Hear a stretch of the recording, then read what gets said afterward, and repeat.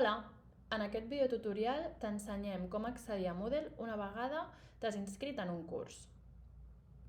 Rebràs un correu on tindràs les teves credencials. Primerament veuràs que tens el teu nom d'usuari, que és el teu correu electrònic, i després tindràs un enllaç on podràs obtenir la teva contrasenya.